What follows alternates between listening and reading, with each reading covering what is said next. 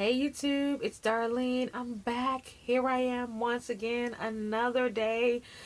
Thankful to still be here, thankful to still be saved, and hoping that you guys have been continuing in this walk with me, living for Christ, making good decisions every day. Hope everybody has just had a safe couple of weeks since the last video that we had. I've heard of so many deaths in just the past few weeks. Different loved ones. We had one really close to home that happened. So there's been a lot that's been going on, but I'm still thankful to still be here, thankful to be saved, thankful to be able to do another video for you guys. So without further ado, once again, we're back, and I want to talk today about some things that I've been going through. And obviously, it's all what I go through, right? I mean, come on, this is what I know. I can't speak for anybody else, but what I go through. So we're going to talk today about one of the first things that I want to bring out is these issues that I've been having with different irritations and agitations, and just seeing beyond what I see and knowing the purpose of these agitations and these irritations and these different tests and trials that we have to go through, to see past that and to see the purpose of them. And so I think one of the biggest things I've been dealing with is just sort of not whining in situations that God will allow me to go into. And it is not nothing. It's not like talking about it. You can say, oh, I won't whine. I won't be, this, baby who sucks their thumb kind of person, but I'm going to suck it up. I'm going to do what I need to do. But it's not always easy to do that. You can say a lot. Your mouth could just go, go, go, go. I know mine can just go, go, go, go. So it's about how we do it and what we do. And it's about how we, our mindset, and how we actually work with God and allow God to work in us to, I guess, to be victorious in these situations where we can come out a better person, we can come out with growth and more like Christ every day. So just that idea of seeing past these different issues and looking beyond and seeing the purpose for them, that there is a purpose. It's not just something where God is torturing us and we're always just gonna have to deal with these horrible situations where people are gonna annoy us and bother us and we can't do anything about it, blah, blah, blah.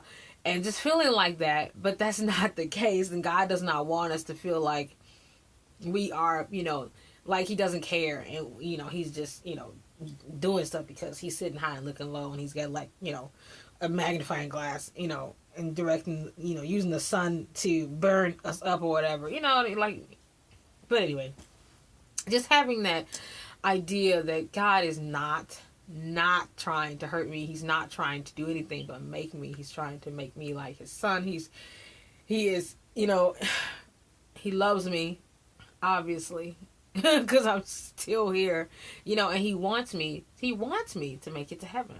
But we have to finish our course on this earth before we can do that. And a lot of times, some people, their course is a lot shorter than others. But so far, my course has been about 7 years now of just walking with the Lord and learning his ways and learning things about myself that he does not like. And it's a lot. And just 7 years. So, just imagine where, Lord willing, I will be in 20 years. And, the growth that I would have gained in 20 years of just obeying God. But yeah, so I'm going on a rant, but going back to the idea of the issues I've been having with just these different frustrations, and I have to keep that mindset is that it is something bigger than me. It has nothing to do with the way I feel. We can really make it about ourselves and say, oh, why did they have to do that to me? I didn't like what they did to me. Me. But God wants us to see past all that, to see that there's a purpose. He wants you to act right in front of this person that may be annoying you, that may be, purposely trying to upset you. He wants you to act right so that they can see Christ. Because if we show Christ in those situations where everybody else in the world will act a fool or will, give the wrong response. When we can give that Christ response, that will make a difference. Even though, honestly, sometimes you won't even see that difference for years. But God saw it and God sees it. And so that's what matters. So we have to keep that mindset. And I think, literally, I'm preaching to myself. Just keep that mindset of, this is not about you. This is about everything else. There is somebody that you don't even know that's watching you, looking for you to see what you're going to do. Because what you do is going to affect how they view God, how they view the Bible, how they view the world. And it's, it's so much deeper than just, I don't like the way they treated me. We can get on different jobs, and thank God my job is not like this. But we can get on jobs where, our bosses will persecute us and treat us like trash, and, are disrespectful and different things like that. And God will allow us to go through those different, what we call tests of testing our faith, testing our, ability to deal with people, and our ability to deal with people in a Christ-like manner, because God wants to see what we'll do, show us, where we're wrong, and then help teach us how to do it the right way, how to do it Christ's way. And so it's really interesting, and I guess this video is just really about me preaching to myself. It is, Darlene, you have to get over yourself. That's this. I don't know if I'm going to title this video that, but that's what this video is. It is. It pretty much is. It's just, these are my experiences of just living this life day to day. Because after a while, it can become just this, routine of, you get up, you pray, you go to work, you get on a train, you get to work, you sit down at your desk, you type in your password. It's just this routine over and over. You go to lunch, you leave work, you go, you go home, or you go do this, you go do that, then you come home, you read your Bible, you go to bed. It's just over and over and over again, and God has to sort of shake us up sometimes, and to help us to see, all right, darling, you gotta wake up. You gotta keep moving. And sometimes He will send things to encourage us. I know one thing recently that happened to me this week that was very encouraging. It was kind of weird, but it showed me that I still have something. I still have something that's different from this world, and God will just show you different things to not only as an affirmation, but He'll also tell you. He'll also speak to you in those ways. And I've been looking for God to show me different things, to show me, honestly, that He's still with me. Because you need to know, you need to see it, you need to have that feeling, that desire, that tug. I was recently in my room, and I was so sleepy because it was early in the morning, and I knew I had to get up to go to work. And I was sitting up in the bed, and I was so tired. And I'm like, okay. And you know how you just kind of sit on the bed, and I guess I dozed back off, but I literally felt someone do like this. And I opened my eyes. I was like, oh my gosh, I gotta go to work. And I was just like, okay, thank you, Lord. God, He is really good. He is good to me. He's good to everybody. Even though there are so many things that happen day after day. Literally, not too long ago, I was sitting here and I heard a whole bunch of gunshots. It's like there's so much evil in this world, so much wrongdoing, but yet still God is still good. There's one song that I love, one of the verses in the hymnal, and is page 30, and I know the title of this song. Oh my goodness. This is my Father's world. And one of the verses, I believe it's the third verse, it says, or the second verse, this is my Father's world. Oh, let me never forget that though the wrong seems so strong, God is the ruler yet. And I think about that song, and it's just like, even though the wrong seems so strong, it's just like so much evil, so much confusion out here, so much bad, so much, just straight out demon stuff. But God is still in control, and we have to believe that, because people will go crazy, without the knowledge that God is actually in control. And we endeavor to teach that. We have a just it's good to teach. I'm going off on another here. This is a tangent, but it's important to teach the children about God and about his power and the ability that he has and the love that he has for us, because they need to know from a young standpoint. They need to know that God is real. And if you don't teach them, they will grow up and learn something totally different. And thank God, my mother, she would have family Bible class with us almost every single day. Weekdays, weekends, especially, just us sitting down together. There are 10 of us, okay? As siblings, it's 10 of us, and so we would all gather together in the family room or in the front room, and we'd sit down. It's just a whole bunch of children surrounding my mom, who's sitting in the chair like the queen, and we're all her subjects sitting around her, listening to her read the Bible. And it was, fond memories of us just learning about God, learning about Jesus Christ, learning about different stories in the Bible. And, it put something in us so that by the time I turned 24, I was, God showed mercy to where I was able to give my life to him. And it wasn't an easy trek, but I had it in me already. I knew where I could go. I knew where I needed to be. And it was up to me to it was up to me to listen to the voice of God when he was calling me, and finally make that decision to say, yes, Lord, okay, I'm going to drop everything and follow you. Because it's not always easy. It's not that easy.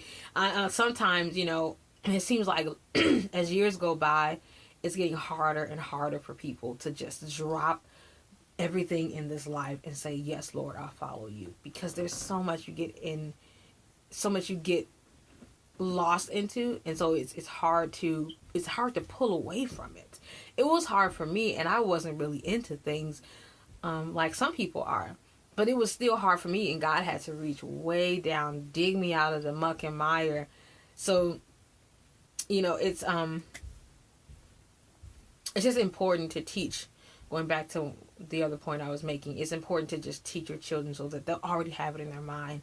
One of my nieces, I have 4 beautiful nieces, and 3 of them are by my youngest brother. And the middle child, she was sort of going back and forth with her oldest sister. And her oldest sister is afraid of the dark, and she's 6 years old. So she's like, she calls me Titi. She's like, Titi, I do not turn off the lights because I don't want to be in the dark. And the second oldest, she says, God is going to protect us, and it was so sweet. And it's like, yes, that's right. I mean, it's almost like she was reminding me. I'm like, yeah, that's right. And so we teach them, because they need to know. They need to know that he is real, and that he is powerful, and that he can protect us, and that he will if we would just acknowledge him and not forget about him. How the Bible talks about, you forget me, I'll forget your children. I don't ever want to forget God to where he will forget my people. Because you don't want to be the blame for that. You don't want to be that. You don't want to be the blame for that. The reason why God forgot about your family is because you forgot about him, So parents, people with children, they have a lot of responsibility on their hands. They are raising a child, and they have that responsibility of telling that child and teaching that child about God. So if they forget about God and they don't teach it to their children, God said he will forget your children. And that's nothing to play with. I should have found that in the Bible. I'm looking at my Bible now, like, I don't know where it is. I know it's there. I think it's in the Old Testament, and but yes, it is there. And maybe I'll put in the comment box below what the actual passage is, where it is found in the Bible. So just to admonish everybody, teach your children. You know, we have a group that we work with at church, and we call it junior church. So while the regular service is going on upstairs, we have a group of children downstairs. So children, and then they're like preteens and teenagers.